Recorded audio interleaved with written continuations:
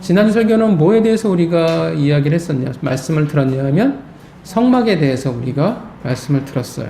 성막은 인간의 죄를 씻고 하나님 앞에 나아가는, 하나님과 동행하는 방법이기도 했지만 한편으로는 모형이었습니다. 그러니까 누구를 향한 모형이었냐면 예수 그리스도였어요. 그러니까 성막의 모든 것들이 다 예수 그리스도를 예표했습니다. 물두멍도 그렇고 제단과 제단의 뿔도 그렇고요. 성소 안에 있는 진설병과 촛대와 분향단, 그리고 지성소 안에 있는 모든 법궤까지 다 예수님을 증거하고 보여주는 것이었습니다. 그러니까 예수 그리스도와 이제 그가 와서 어떤 사역을 하실 건지에 대한 그런 모형이었어요. 그리고 또 하나 무엇을 우리에게 성막이 보여주고 있었냐 하면 연합이었습니다. 결국 성막은 우리에게 보여주고 있는 게 두 가지였죠. 하나는 예수 그리스도와 그리고 연합이었습니다. 우리에게 사실 예수 그리스도와 연합이라고 얘기하면 되게 익숙한 말이에요. 예수 그리스도를 머리로 한 유기적인 공동체, 그것이 바로 교회이기 때문에 그렇습니다. 앞으로 장차 만들어 가실 당신의 몸된 공동체였어요. 그렇기에 예수님이 먼저 제자들과 더불어서 공동체를 만드셨고, 그리고 그 제자들로 하여금 교회를 만들게 하신 것입니다. 그래서 교회가 중요한 거예요.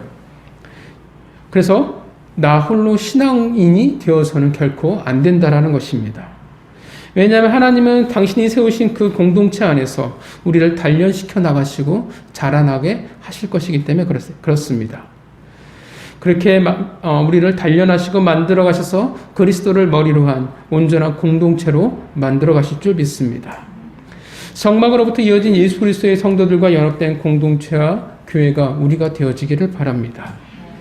자, 오늘 본문을 보면 이제 드디어 많은 우여곡절 끝에 성막이 완성되어진 것을 이야기해 주고 있습니다.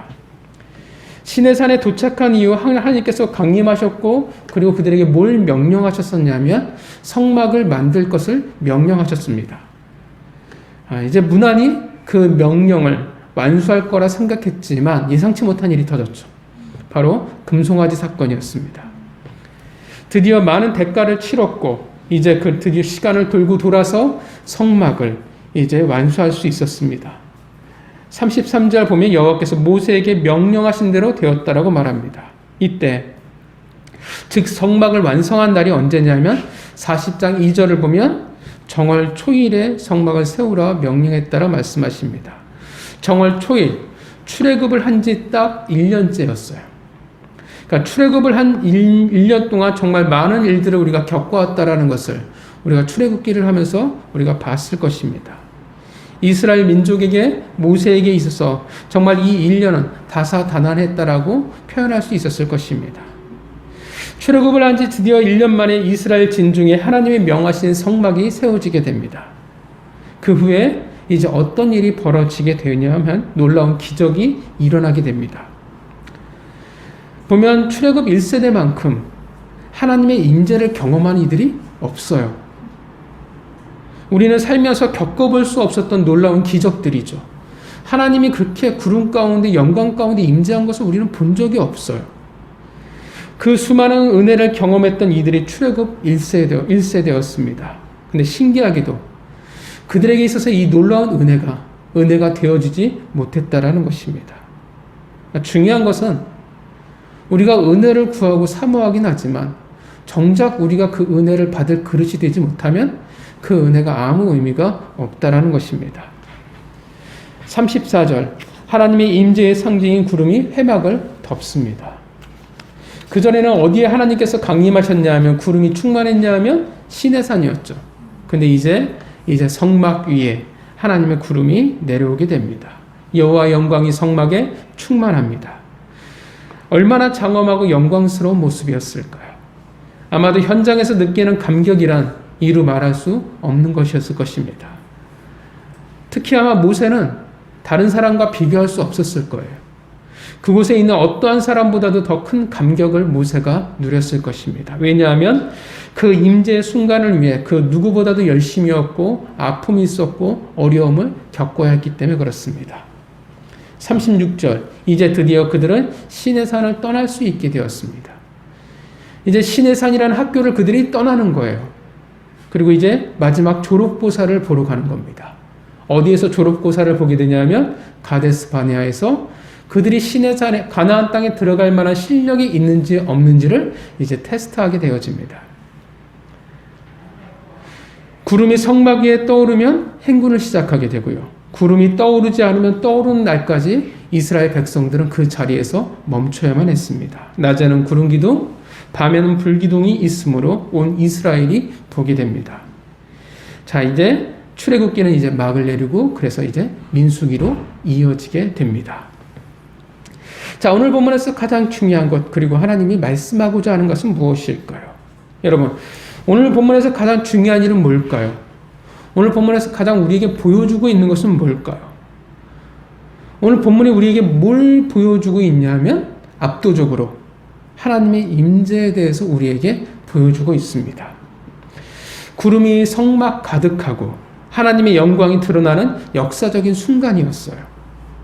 그것을 위해 성막이 완성되어진 것이었습니다. 물론 그 현상만을 말하는 것은 아니에요. 임재가 뜻하는 하나님과의 거룩한 관계. 이제 하나님과 잠시라는 관계가 아니라 이제 명확히 어떻게 돼요? 하나님과 이스라엘 백성은 함께 있다라는 증거가 되어진다라는 것입니다. 그러니까 매우 중요한 의미가 되어져요. 그래서 출애굽기에서 가장 많은 관심을 가지고 이야기하는 것은 뭐냐 하면 성막이에요. 우리는 말 그대로 출애굽기에 어디에 관심이 가장 많으냐 하면 우리는 출애굽하는 모습, 그 과정이 우리한테는 출애굽기에 가장 중요한 것처럼 여겨지지만 실제로 출애굽기에서 가장 중요하게 여기는 것은 성막이라는 것입니다. 그만큼 임재의 상징인 성막이 이스라엘 백성에게 있어서 무엇보다도 중요한 것이고 그리고 오늘날 우리에게도 여전히 중요한 일이라는 것입니다. 단지 신이 내게 강림했다가 아니라 내가 하나님과 함께한다라는 게 중요하다라는 거예요.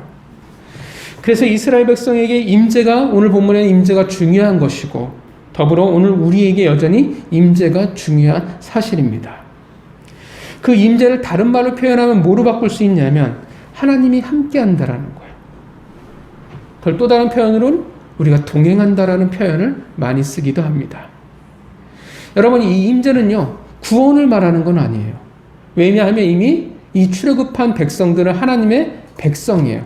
구원을 받은 상황이라는 것입니다. 우리가 기억하지만 모세와 하나님의 마지막까지 우리가 씨름하고 고민했던 부분이 뭐였습니까? 하나님이 함께하냐 함께하지 않냐가 모세의 가장 큰 고민이었어요. 왜냐하면 하나님 뭐라고 말씀하셨어요? 가나안 땅을 너희에게 줄게. 그런데 나는 너희와 함께 올라가지 않을 거야 라고 말씀하셨기 때문에 그래요. 그러니까 오늘 본문의 임재는 구원이냐 구원이 아니냐의 뜻이 아니라 하나님이 함께 하시냐 함께 하시지 않냐라는 것입니다. 그렇다면 우리에게 임재는 우리에게 하나님과의 동행은 언제 어떻게 가능할까? 물론 당연히 하나님의 백성이 되어야 되는 것은 당연합니다. 하나님의 자녀가 된 순간 우리가 십자가의 은혜를 경험한 순간 하나님은 우리에게 임재하십니다. 믿으시죠? 우리 모두 어떻게 해요? 하나님이 임재하고 계신다라는 것입니다. 그래서 성령 하나님께서 우리 안에 내주하고 계십니다. 중요한 것은 뭐냐 하면 임재하셨는데 지금도 어떻게 해요? 우리와 함께하고 계시는데 우리가 그것을 경험하냐라는 거예요. 함께 하시니까 우리가 진짜 하나님과 우리가 동행하는 그 삶을 우리가 경험하며 살아가고 있냐라는 것입니다. 경험하냐? 경험하지 못하냐가 중요하다라는 거예요. 여러분, 지금도 하나님이 여러분과 함께 하시는 것을 믿으시죠? 내 안에 계신 걸 믿으시죠? 근데 그 하나님과 나와 함께 하신 하나님을 여러분들이 경험하시냐라는 거예요. 우리는 구원받으면 당연히 하나님의 자녀의 백성이 됨을 너무나 잘 알고 있습니다. 그러면 당연히 어떻게 되어져야 되겠어요? 하나님과 함께 한다라는 것이, 하나님과 동행한다라는 것이 어떻게 돼요? 우리의 삶 속에서 경험되어져야 돼요. 그리고 그것이, 그 경험되어지는 것이 드러날 수 있어야 돼요. 다른 사람들이 볼 수 있어야 된다라는 것입니다. 하나님이 임재하셨다라고 하는데, 하나님이 나와 함께하고 있다라고 하는데 보여지는 것이 없다라는 것 또한 내가 경험하지 못한다라는 말 자체가 사실은 이상한 말이 되어진다라는 것입니다. 그럼 보통 우리는 언제 하나님이 우리 가운데 임재하시는 것을, 함께하는 것을 경험하게 될까요? 언제일까요? 갑자기 마음속에 평화가 찾아오면? 갑자기 말할 수 없는 감동과 뜨거운 눈물을 흘리게 된다면? 내가 뜨겁게 기도하는데 갑자기 하나님께서 확신을 나에게 주신다면?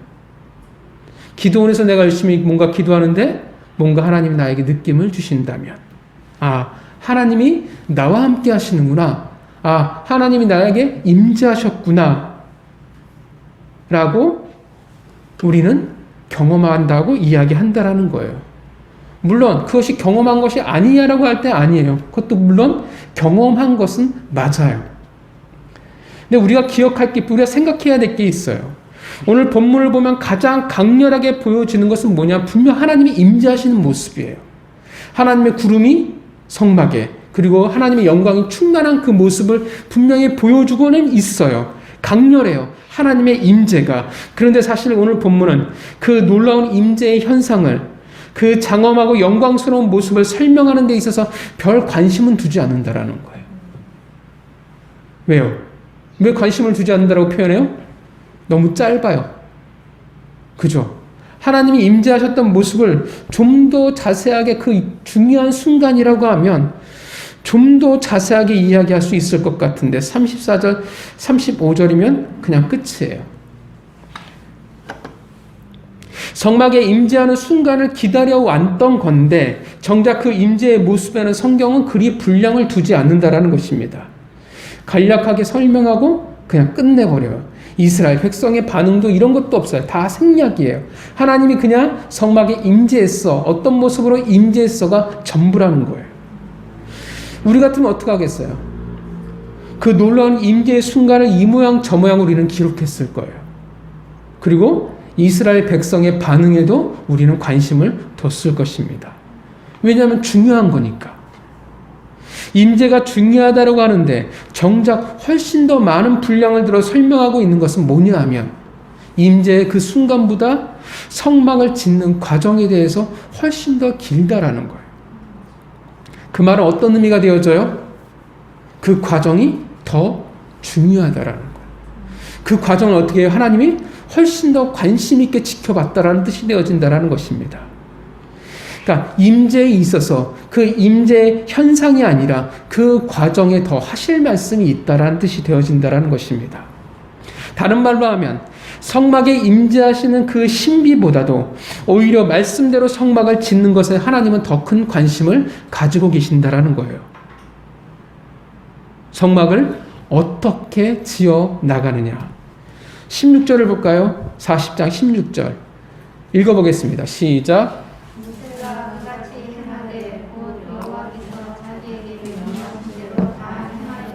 19절 읽어볼까요?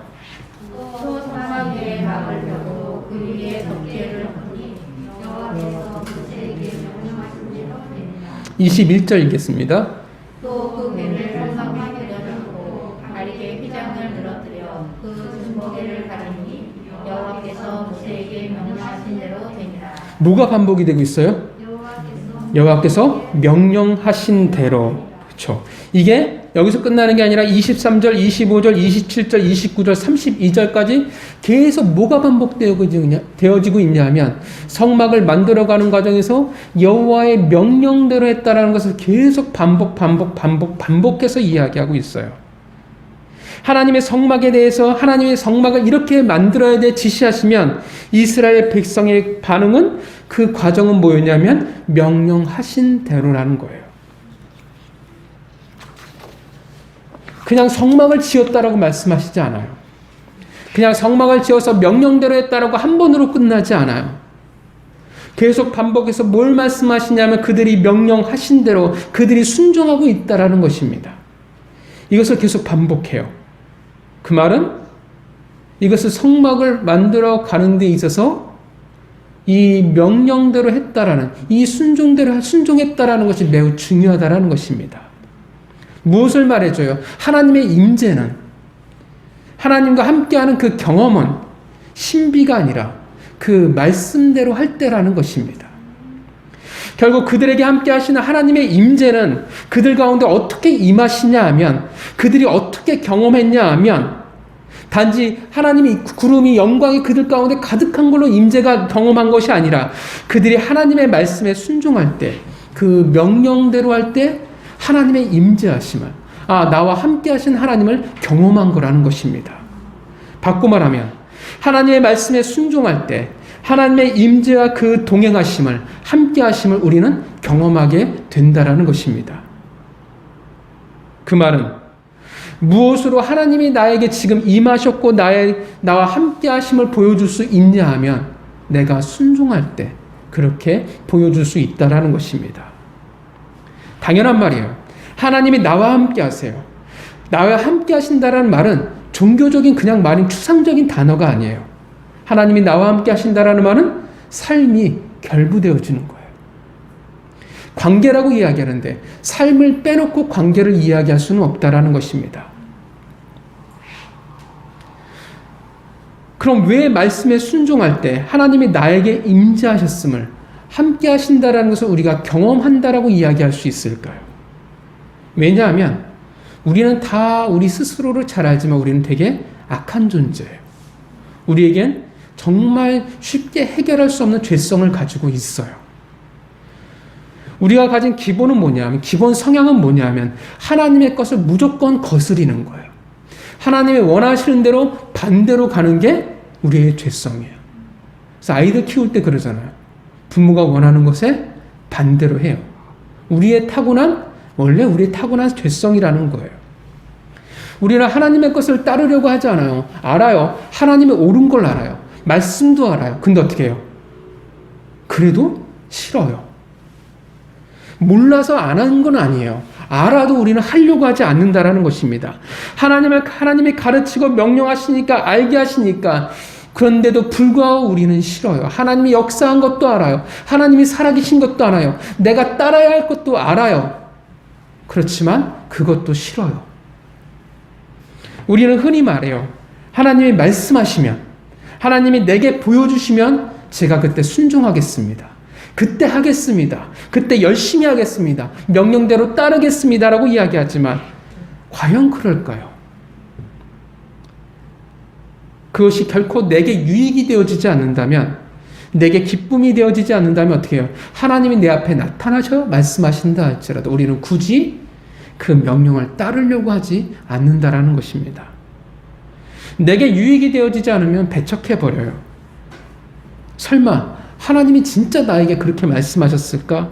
라고 우리는 우리의 귀를 닫아버립니다. 외면해버려요.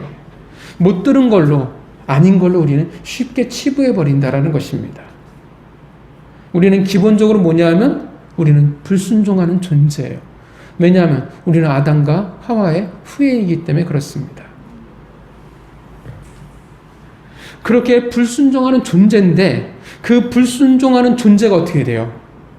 순종한다는 것 자체가 말이 안 된다라는 거예요. 불순종하는 존재가 순종한다라는 뜻은 뭐냐 하면 하나님이 내게 임재하셨기 때문에 가능한 거예요.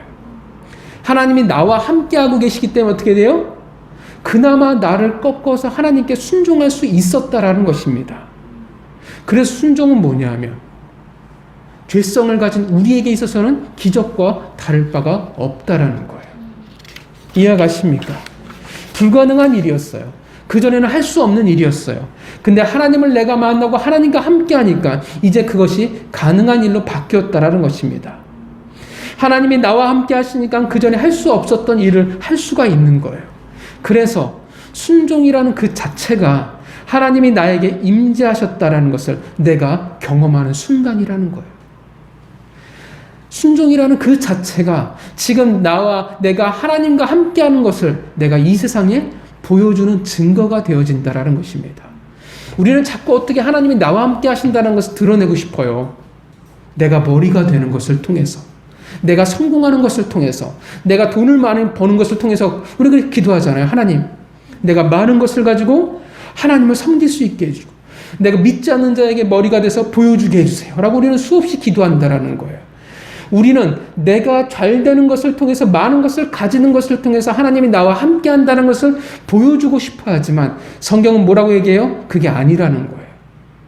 무엇을 통해서 하나님이 나에게 임재하셨고 나와 함께 하시냐에서 보여주는 거냐면 많은 것을 가진 게 아니라 순종하는 것을 통해서 보여준다라는 것입니다.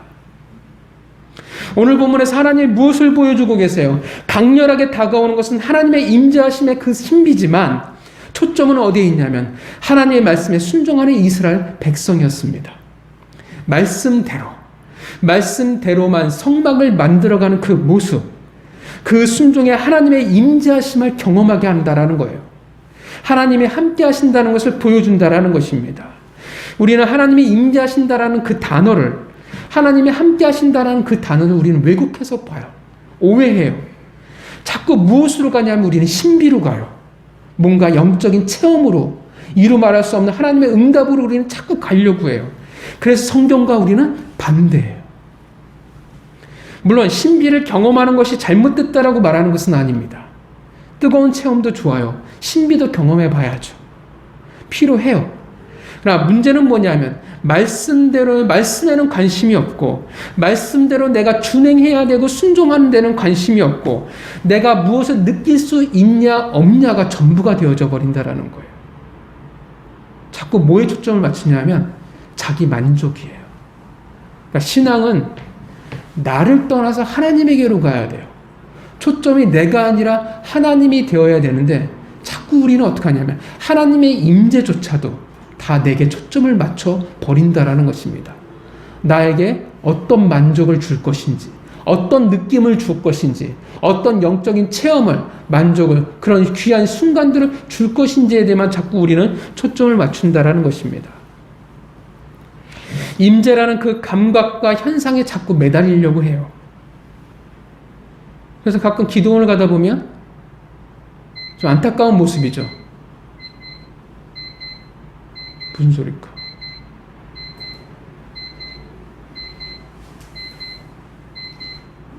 뭐지?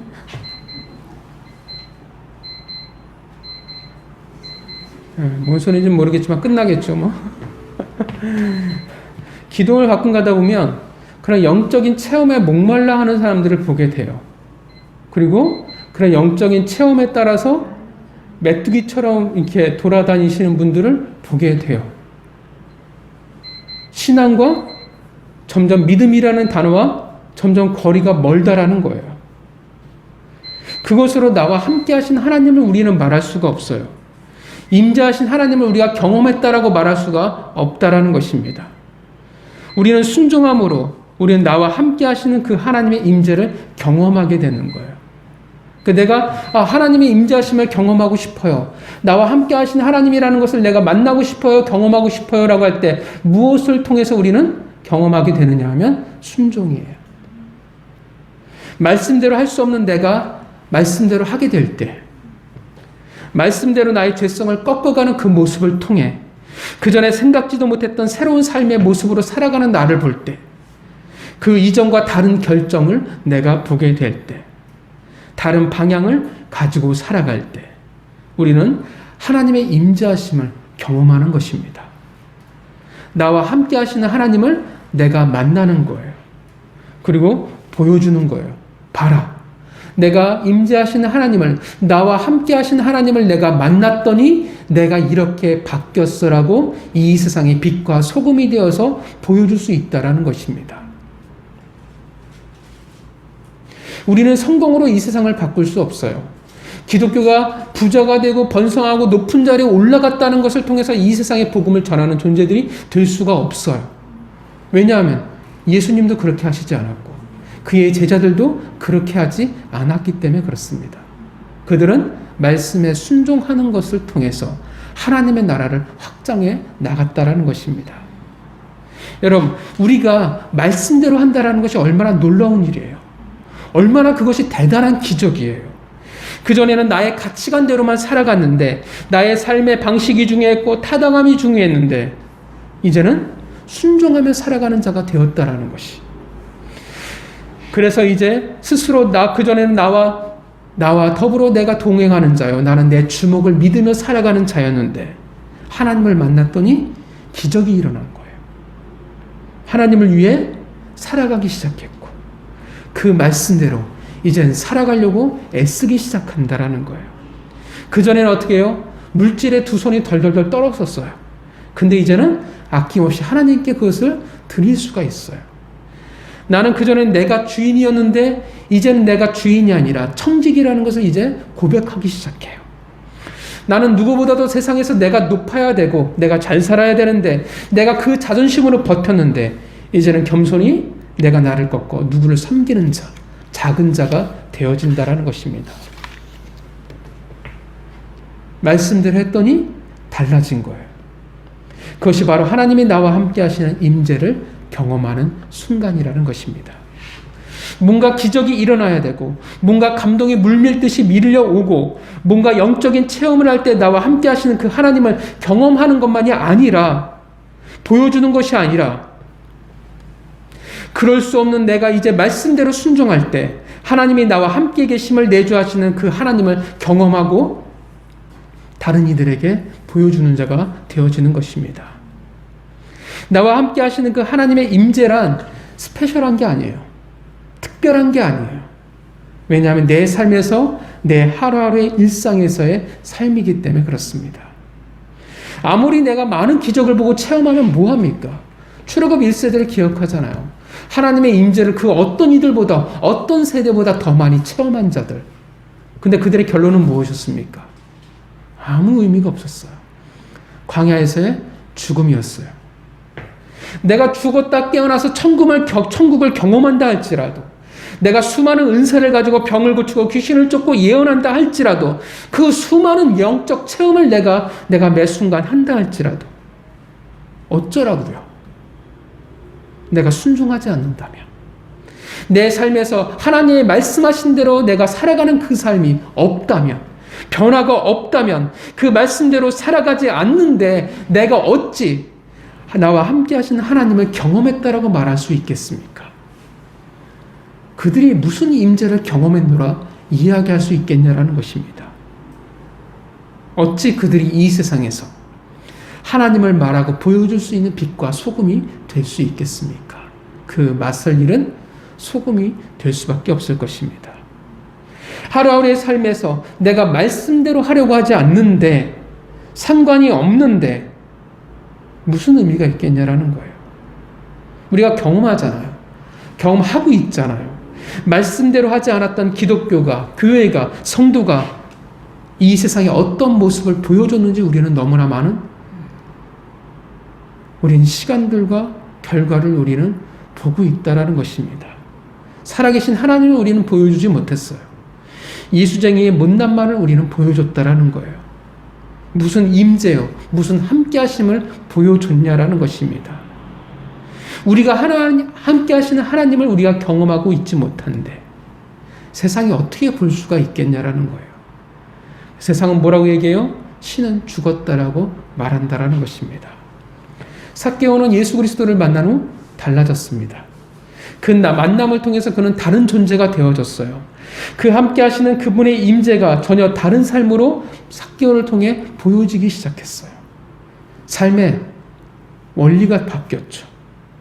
삭개오는 그전에 철저히 나를 위해서 살아가던 자였어요. 그래서 부자가 되었죠. 이제는 그토록 목숨을 걸었던 재물을 이제는 말씀대로 거룩히 낭비해버립니다. 돈을 돌려줬다가 중요한 것이 아니라 삶의 방식이 달라졌다라는 거예요. 이제는 그가 원하시는 대로 순종합니다. 왜냐하면 삭개오는 그 임재를 함께 하시는 예수 그리스도를 경험했기 때문에 그렇습니다. 임재란 신비의 영역을 단지 신비의 영역만을 말하는 것이 아닙니다. 삶의 영역이에요. 삶이라고 이야기하기 때문에 어제도 오늘도 내일도 우리는 그 함께 하시는 하나님의 임재하심을 우리는 경험해야 합니다. 그냥 내가 젊었을 때는 내가 신앙이 좋았지, 젊었을 때 한때는 나도 좋았지라고 이야기할 게 아니라는 것입니다. 내 안에 하나님이 함께 계시기에 우리는 분명 그 이전과 다른 삶을 살아가야 합니다. 그것이 바로 말씀대로 하는 것입니다. 순종이에요. 순종이란 단지 말씀을 들어 안 들어의 문제가 아니라 신뢰예요. 믿음이에요. 내가 믿으니까 내가 말씀대로 할 수 있다라는 것입니다. 그래서 순종함으로 내가 지금 무엇으로 살아가고 있고 무엇과 함께 살아가고 있는지 아주 명확한 증거가 되어져요. 순종하지 않으면 다른 말이 이런 말이 되어져요. 믿지 않는다라는 뜻과 같다는 것입니다. 그 말은 내가 하나님의 백성이 되었다고 하지만 말씀대로 순종하지 않으면 하나님과 함께 하려고 내가 하지 않는다라는 뜻이 되어집니다. 하나님은 우리와 함께 하길 원하시는데 내가 그 함께 하신 하나님을 거부하는 거예요. 그래서 임재하심을 우리는 경험하지 못합니다. 하나님을 경험하며 신앙을 우리는 살아가고 자라나야 돼요. 우리는 자꾸 어떻게 돼요? 체험해야 돼요. 겪어봐야 돼요. 근데 그러지 않으면 어떻게 되어져요? 신앙이 메말라갈 수밖에 없습니다. 그러니까 어찌 살아있는 신앙을 가질 수 있다라고 이야기할 수 있겠습니까? 당연히 신앙이 지식으로 흘러갈 수밖에 없고 뭔가를 지켰냐 아니냐, 뭔가를 했냐 아니냐가 전부가 되어져 버린다는 것입니다. 그래서 과연 그가 종교인인지 성도인인지 구분하기 어려워져 갑니다.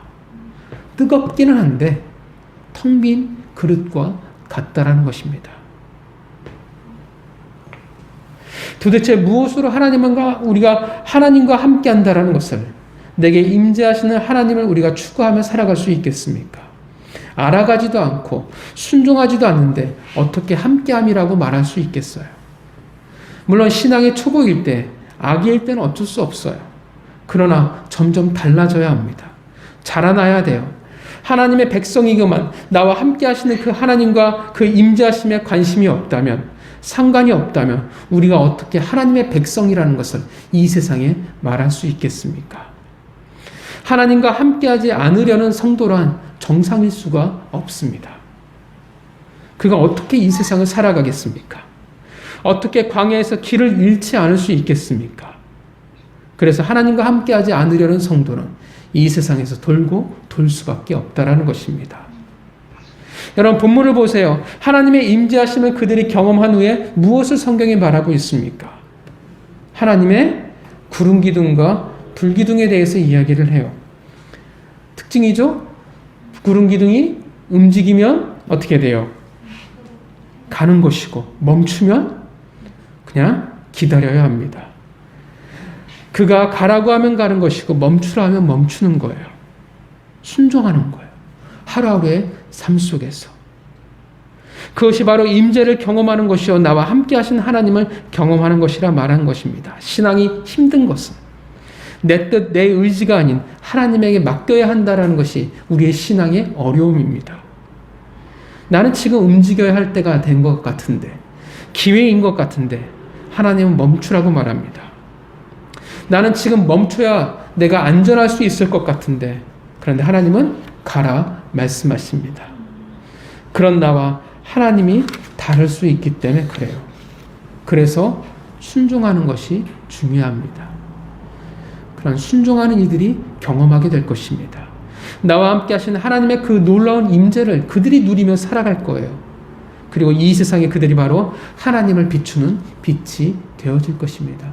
아무리 백날 교회에 와서 기도원에 가서 하나님의 임재하심을 경험하게 해주세요. 난 잘 모르겠어요. 못 느끼겠어요. 하나님이 나와 함께 하신다는데 모르겠어요 라고 수없이 기도한다 할지라도 순종하지 않으면 그 기도가 사실은 의미가 없다라는 거예요. 왜냐하면 이미 하나님은 답을 주셨기 때문에 그렇습니다. 성도 여러분, 하나님과 함께하고 계십니까? 하나님과 동행하고 계십니까? 하나님의 임재하심을 여러분들이 경험하며 살아가고 계십니까? 어떻게 해야 할까요? 말씀대로. 그전에는 그럴 수 없었던 내가 말씀하신 대로 하나님이 함께 하시기에 순종하는 그 모습으로 그 함께 하심을 경험하시기를, 보여주시기를 바랍니다. 우리가 하나님의 백성으로 신자로서 우리의 삶이 풍성해야 되지 않겠습니까?